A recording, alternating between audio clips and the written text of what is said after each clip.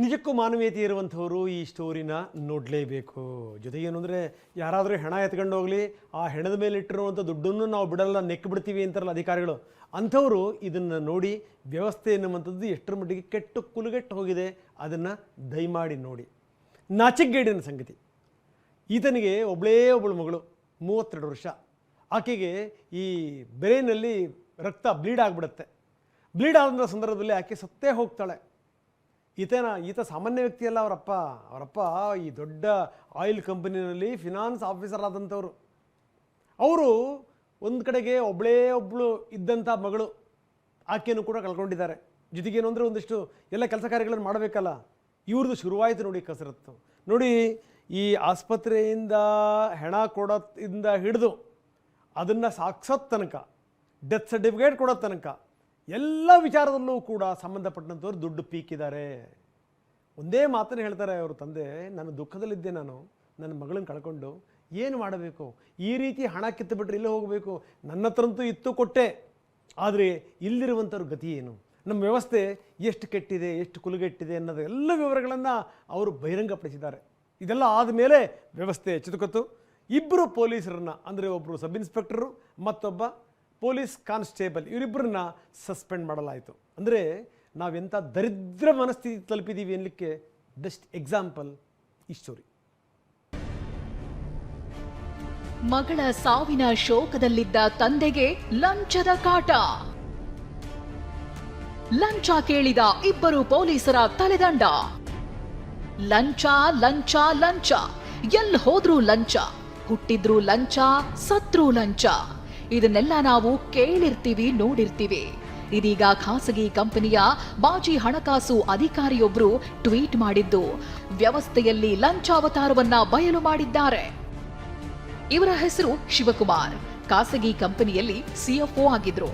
ಅಂದ್ರೆ ಬೃಹತ್ ಕಂಪನಿಯೊಂದರ ಹಣಕಾಸು ನಿರ್ವಹಣೆ ಮಾಡ್ತಿದ್ರು. ಇತ್ತೀಚೆಗೆ ಇವರ 34 ವರ್ಷದ ಮಗಳು ಮೃತಪಟ್ಟಿದ್ರು. ಈ ವೇಳೆ ಹೆಣ ಸಾಗಿಸಲು, ಡೆತ್ ಸರ್ಟಿಫಿಕೇಟ್ ಪಡೆಯಲು, ಮರಣೋತ್ತರ ಪರೀಕ್ಷೆ ನಡೆಸಲು ಲಂಚ ಕೇಳಿದ್ದಾರೆ. ವ್ಯವಸ್ಥೆಯ ಲಂಚಾವತಾರ ಕಂಡ ಶಿವಕುಮಾರ್ ಟ್ವೀಟ್ ಮಾಡಿ ಆಕ್ರೋಶ ಹೊರಹಾಕಿದ್ದಾರೆ. ಹಾಗಾದ್ರೆ ನಿಜಕ್ಕೂ ಆಗಿದ್ದೇನು ಅಂತ ನೋಡೋದಾದ್ರೆ, ಸೆಪ್ಟೆಂಬರ್ 18ನೇ ತಾರೀಕು ಶಿವಕುಮಾರ್ ಪುತ್ರಿ ಅಕ್ಷಯ ಮೆದುಳಿನಲ್ಲಿ ರಕ್ತಸ್ರಾವ ಆಗಿ ಮೃತಪಟ್ಟಿದ್ರು. ಪುತ್ರಿ ಸಾವಿನ ಸುದ್ದಿ ತಿಳಿದು ಮುಂಬೈನಿಂದ ಬಂದಿದ್ರು. ಬೆಂಗಳೂರಿನ ಕಸುವಿನಹಳ್ಳಿಯಿಂದ ಕೋರಮಂಗಲಕ್ಕೆ ಶವ ಸಾಗಿಸಿದ್ರು. ಶವ ಸಾಗಿಸಲು ಆಂಬ್ಯುಲೆನ್ಸ್ ಚಾಲಕನಿಗೆ 5,000 ನಿಗದಿಯಾಗಿತ್ತು. ಆದ್ರೆ ಚಾಲಕ ನಿಗದಿಗಿಂತ 2,000 ರೂಪಾಯಿ ಹೆಚ್ಚು ವಸೂಲಿ ಮಾಡಿದ್ದಾನೆ. ಇದಾದ ಬಳಿಕ ಮರಣೋತ್ತರ ಪರೀಕ್ಷೆ ವೇಳೆ ಹಣಕ್ಕಾಗಿ ಪೊಲೀಸರು ಒರಟಾಗಿ ವರ್ತಿಸಿದ್ದಾರೆ. ಠಾಣೆಯಲ್ಲಿ ಯುಡಿಆರ್ ಕಾಪಿ ಪಡೆಯಲು 5,000 ಲಂಚ ಪೀಕಿದ್ದಾರೆ. ಜಾತಿ ಸಮೀಕ್ಷೆ ನಡೆಯುತ್ತಿರೋದ್ರಿಂದ ಮರಣ ಪ್ರಮಾಣ ಪತ್ರಕ್ಕಾಗಿ ಲಂಚ ಕೇಳಿದ್ರಂತೆ. ಅಂತ್ಯಕ್ರಿಯೆ ನಡೆಸಲು ಸ್ಮಶಾನಕ್ಕೆ ತೆರಳಿದ್ದಾಗ ಅಲ್ಲೂ ಹಣಕ್ಕಾಗಿ ಒತ್ತಾಯಿಸಿದ್ರಂತೆ. ಹೀಗಂತ ಮಗಳ ಸಾವಿನ ಶೋಕದಲ್ಲಿದ್ದ ತಂದೆಗೆ ಲಂಚದ ಅನುಭವ ಆಗಿದೆ. ನನ್ನ ಬಳಿ ಹಣ ಇತ್ತು, ಆಂಬ್ಯುಲೆನ್ಸ್ ಚಾಲಕ, ಪೊಲೀಸರು, ಸ್ಮಶಾನದಲ್ಲಿ, ಪೊಲೀಸ್ ಠಾಣೆ ಅಧಿಕಾರಿಗಳಿಗೆ ಹಣ ಕೊಟ್ಟೆ, ಆದ್ರೆ ಬಡವರ ಪಾಡೇನು ಅಂತ ಪೋಸ್ಟ್ ಮಾಡಿದ್ದಾರೆ. ಈ ಬಗ್ಗೆ ಪ್ರತಿಕ್ರಿಯಿಸಿರೋ ಬಿಜೆಪಿ ನಾಯಕರು ಸರ್ಕಾರದಲ್ಲಿ ಲಂಚಾವತಾರ ತಾಂಡವವಾಡ್ತಾ ಇದೆ ಅಂತ ಕಿಡಿಕಾರಿದ್ದಾರೆ. ಸಿಎಂ, ಡಿಸಿಎಂ ಕ್ಷಮೆ ಕೇಳಬೇಕು ಅಂತ ಅಶೋಕ್ ಒತ್ತಾಯಿಸಿದ್ದಾರೆ. ತಲೆಬಗ್ಸೋ ರೀತಿ, ನಾವೆಲ್ಲರೂ ಕೂಡ ತಲೆಬಗ್ಸೋ ರೀತಿ ಘಟನೆಗಳು ನಡೀತಾ ಇದೆ.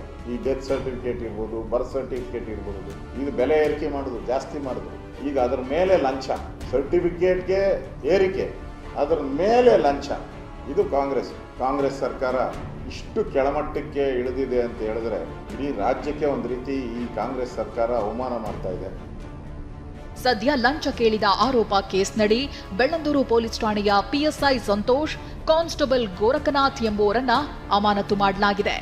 ಮಾಜಿ ಅಧಿಕಾರಿಯೊಬ್ಬರ ಟ್ವೀಟ್ನಿಂದ ವ್ಯವಸ್ಥೆಯಲ್ಲಿರೋ ಲಂಚಾವತಾರ ಬಯಲಾಗಿದೆ. ಪ್ರದೀಪ್ ಚಿಕ್ಕಾಟಿ, ಟಿವಿ9 ಬೆಂಗಳೂರು.